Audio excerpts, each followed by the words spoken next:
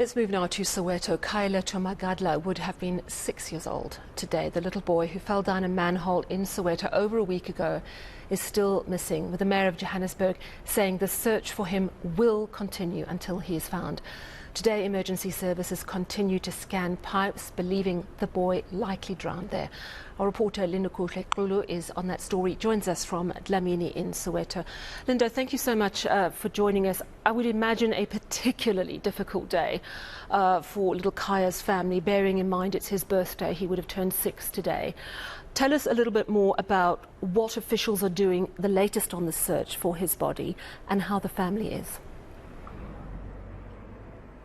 Well, Sally, you are right. It is a sore reminder for the family in terms of the fact that he would have been turning 6 today, but unfortunately he remains missing. And now, in terms of the efforts to find him, we do understand that EMS, Emergency Management Services in Johannesburg, they are basically scanning some of the pipes, as you rightfully said. The pipeline is said to be 13 kilometers long. They are trying to check whether or not he, in fact, is caught up in any of those pipelines or if there is any blockade of some sort.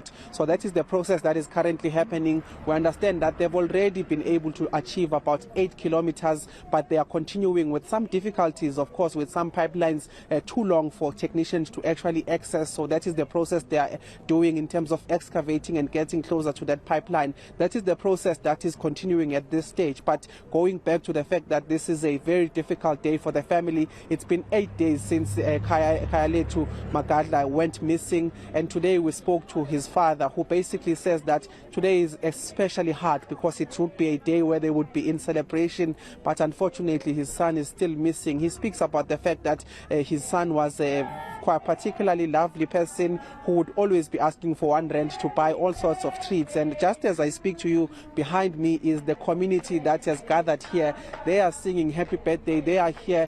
They saw it fit to come and comfort the family during this time. There are also pupils from Khayalethu Magadla's preschool. We do understand he was doing grade R, and they are singing at this moment a happy birthday song. But earlier on, like I said, Sally, we did speak to the father, who's just recounted in terms of what has been happening the past couple of days and spoke about how difficult it is to have his birthday under these circumstances. Take a listen to what he had to say to us earlier on.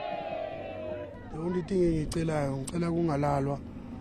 kungalalwa up until umntwana angatholakali. So ngiyacela ukuthi ngendlela kwenzeka ngayo ngiyabona nami ngiyazama ukuneliseka ukuthi bayazama because they discover ezinye indawo nabo abangazazi ezingama caves, such things, because nami ngumuntu ohlala lapha ku-search each and every day and every night. Ngiyababona bakhona, they're trying their best. So I'm getting there, but I'm hoping ukuthi umntwana bazomthola khona lapha, because mangibheka kunzima but uNkulunkulu sizomthola. It's sad, it's very painful because bekumele sithenge ikhekhe today. I mean, the worst part of it, umfowabo like una 1 year, last week nge-8 bekayenza 1 year, 12 should be ahlanganisa 12 months. Yena bekayenza this today 6 years. So lela khekhe lela lisasele, and then I still remember brother yakhe to why singalidli le khekhe siliqede because ikuze lakhe, and so azostaka life which. Oh, it's just absolutely heartbreaking. And I suppose to know at least, Linda, that the community is there for this heartbroken family must be at least a tiny comfort. While we look at these heartbreaking visuals, I just want to ask you, what sort of plans are there for the next few days? And is there high-tech equipment coming in to try and find little Kaya? Well, Sally, perhaps let me put that picture you're seeing into perspective.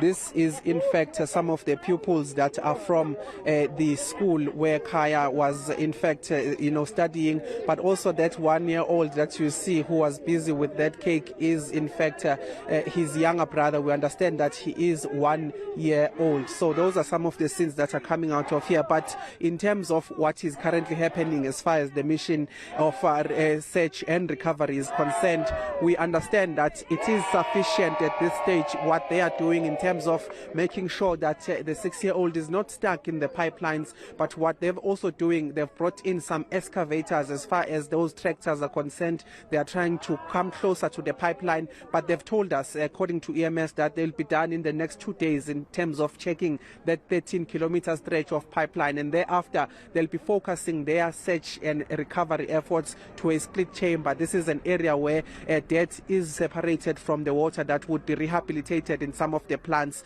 in the area. So that is the process that is set to take place. But in terms of additional equipment, we understand that that will be considered if this particular process that's been laid out is in fact coming out without any results. So that is exactly what is going to happen, Sally, as you see some of those pictures of those that knew him, community members, but also family just outside here observing this particular day, a somber one, but it is still a birthday of a 6-year-old who is still missing.